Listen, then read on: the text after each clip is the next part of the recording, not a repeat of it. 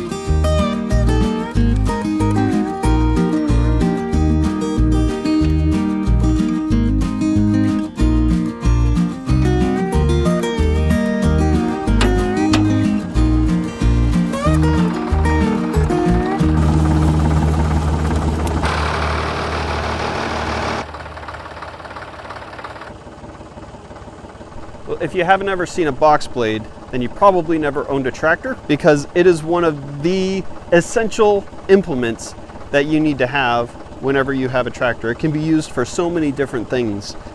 See, essentially what you have is a three-sided box with the blade down here at the bottom of it. Now mine has teeth. You can use it with the teeth or without. The teeth just help in breaking up any kind of hard or compacted soil. So what ends up happening is, as you drop the box blade down to the grade level that you want, it starts to fill this box up with the dirt and the materials that you're moving around. And as you pull it along, you keep it at a nice level place, and the material that's under the blade ends up dropping down into the divots. The material that's above the blade ends up getting cut off and fills up the box even more, so that it can then slowly fill the divots and the holes and the ruts that may be left. So it's pretty essential to any kind of driveway. Now, one of the neat things about the box blade is you can adjust how aggressive the blade is digging in by either shortening or lengthening your arm attachment. Now what this will do, this will either turn the box blade up like this and give it a more aggressive bite in for the teeth, or you can turn it back like this and it'll give it more of a smoothing effect, where this rear blade will just pull material along. It won't really be cutting into the dirt at all.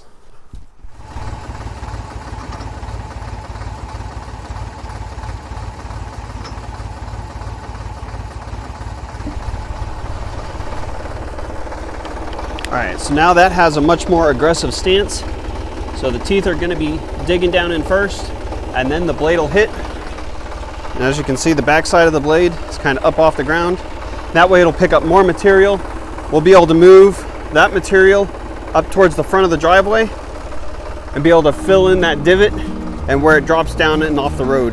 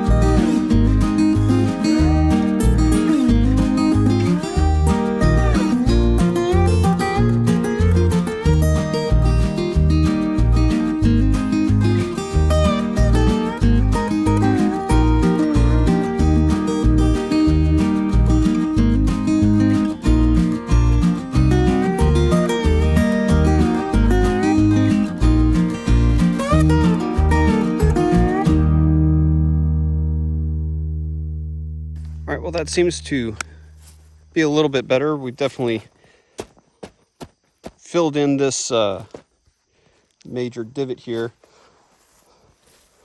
Made a little mistake and pulled some gravel a little bit too far this way. So I guess I'm just gonna grab a shovel and throw it all back up there. And then I'll probably just compact it some more with the truck. Just drive back and forth over top of it. Helps to keep everything get settled in and keep it from moving up too much.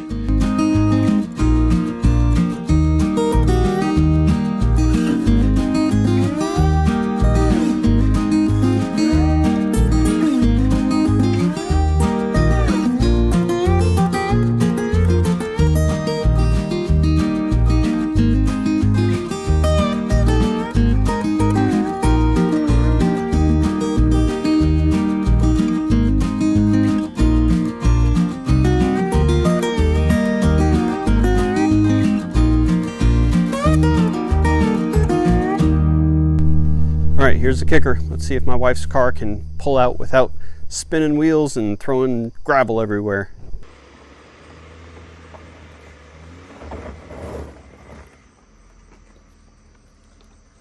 Ooh, a shovel.